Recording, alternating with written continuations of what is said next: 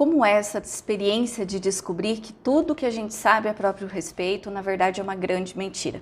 Eu sei que talvez o título dessa reflexão seja um pouco impactante, às vezes gera um monte de pensamentos e controvérsias, mas eu gostaria de falar sobre isso de uma forma profunda, de uma forma consciencial e também trazendo essa ideia para que isso soe com uma grande proposta de autotransformação, porque a autotransformação ela acontece a partir do autoconhecimento. Eu passei por essa experiência de tomar contato com a verdade sobre mim, na verdade com uma inverdade, digamos assim, porque quando a gente descobre algumas coisas a próprio respeito e percebe que tudo aquilo que a gente acreditava ser real e aquilo que a gente manifesta na vida, na verdade é uma grande ilusão, existe uma ruptura, uma transformação muito grande. Isso acontece muito em ambiente terapêutico, muitas pessoas acabam se deparando e se assustando com essa verdade sobre si. Bom, dentro da terapia, dos estudos que eu faço, a gente acredita que nós somos seres espirituais, que nós estamos habitando um corpo, passando por uma experiência corpórea, mas que na verdade essa experiência é total direcionada para um crescimento espiritual, para uma maturidade espiritual. E todos os recursos que nós temos provêm para esse crescimento. Então o que acontece? Quando nós entramos na vida física, quando a gente passa a habitar um corpo, primeiro a gente recebe um nome, né? Esse nome passa a ser a principal fonte de referência de identidade para uma pessoa. E ela vai crescendo e ela vai recebendo mais alguns atributos externamente, experiências, situações que vão fazendo com que ela vá agregando nessa nova personalidade que está ali surgindo, né? Algumas tendências, a parte da educação que vem dos familiares, do contexto social, e a pessoa então vai formando ali a própria identidade. E ela passa a crescer e a acreditar que ela é essas referências, que ela é o que a mãe ensinou, o que o pai ensinou, o que a professora ensinou, as pessoas que estavam ali próximas, o ambiente cultural, e ela passa a manifestar isso. E é claro que não com intenção negativa, porque os nossos pais e todas as pessoas que estão ao nosso redor sempre buscaram trazer as referências daquilo que eles tinham de melhor para oferecer. Por mais que a educação, os ensinos e a direção que a gente tenha recebido na vida tenha sido, de certa forma, dolorosa ou que tenha faltado alguma coisa, ainda assim, os nossos pais ofereceram o que eles tinham para oferecer naquele momento.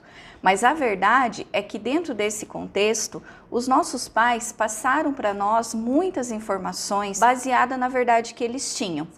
E isso se torna uma grande mentira, por quê? Porque a gente passa a representar esses papéis e essa interferência do que vem de fora, né? Então essas crenças que foram geradas, essas ideias a respeito da vida e a respeito da nossa capacidade, do nosso valor, acabam deturpando a nossa verdadeira capacidade, o nosso verdadeiro valor. E é sobre isso que eu quero falar. A grande mentira que existe dentro desse contexto é que por conta de todas as experiências dolorosas que o ser humano viveu até hoje, que os nossos ancestrais viveram, nós temos a ideia, eu tenho a ideia, tive a ideia a meu respeito, de que eu era exatamente isso que tinham me passado, né? E isso é muito comum e eu acredito que acontece com grande parte das pessoas. Se você não se identifica com isso, parabéns, significa que você está num grau evolutivo muito bacana de despertar e de saber separar a sua história de vida de quem você é essencialmente. Eu gosto de usar como exemplo, né, uma referência. Quando a gente vê hoje em dia, felizmente não se tem mais, mas a gente vê um elefantinho, um elefante, né, que era utilizado nos circos, amarrado com uma cordinha e essa cordinha amarrado no pé de uma cadeira. Se você procurar na internet, você vê essa imagem ou esse desenho como referência. Isso simboliza o como nós somos também como esse elefante, dentro da capacidade, da grandiosidade que nós temos.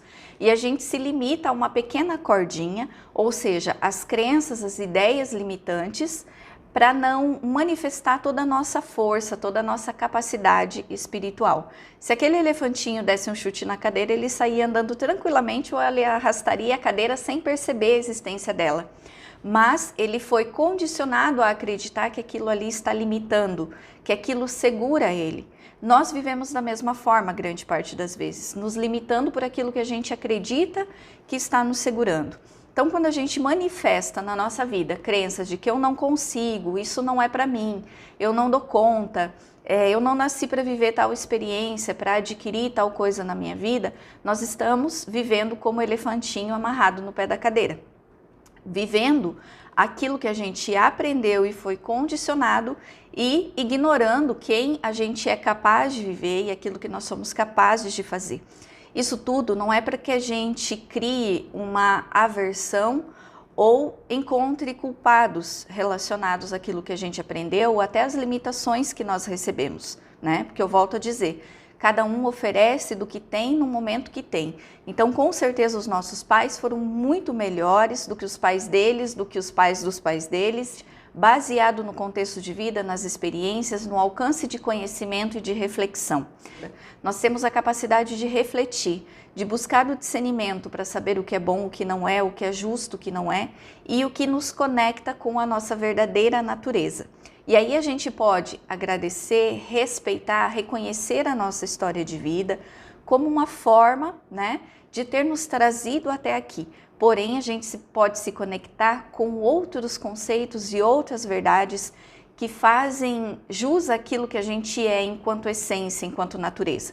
E qual é essa essência? Se nós não somos a nossa história de vida, se você não é a sua história de vida, se você não é o que te contaram até hoje, quem você é de fato?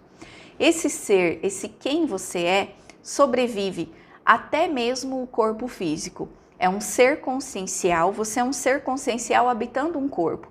Esse ser consciencial que vem da natureza espiritual, do Criador de tudo que é, e que recebeu como base de formação a toda a origem da fonte criadora. Então é como se você trouxesse dentro de você todas as virtudes que derivam do amor, toda a capacidade, a valorização, o reconhecimento como filho do Criador de tudo que é. Então é claro que isso parece muito complexo no primeiro momento, mas é algo que a gente precisa se conectar e desenvolver.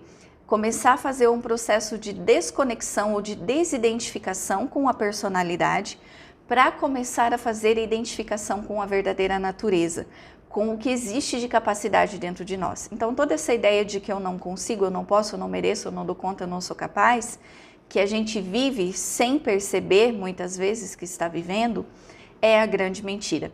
E a verdade é a nossa essência, aquilo que nós somos enquanto natureza espiritual, seres divinos. Lembra daquela referência que Jesus nos trouxe? Vós sois deuses, podereis fazer tudo o que eu faço e muito mais. Eu gosto muito, trago muito essa referência da visão de Jesus para a terapia, porque para mim Jesus foi um terapeuta por excelência. E tudo que ele disse tem uma força de atuação muito grande. Esse Deus que Jesus falou que existe dentro de cada um de nós, são essas capacidades, que faz parte do nosso DNA espiritual, tá bem? Então essa era a proposta de reflexão, que você possa, assim como eu tenho feito e proponho para muitas pessoas que vêm aqui na terapia, a autodescoberta, a descoberta da sua verdadeira natureza. Com certeza isso vai contribuir muito para o seu processo evolutivo. Espero que tenha gostado e que te ajude em grandes reflexões.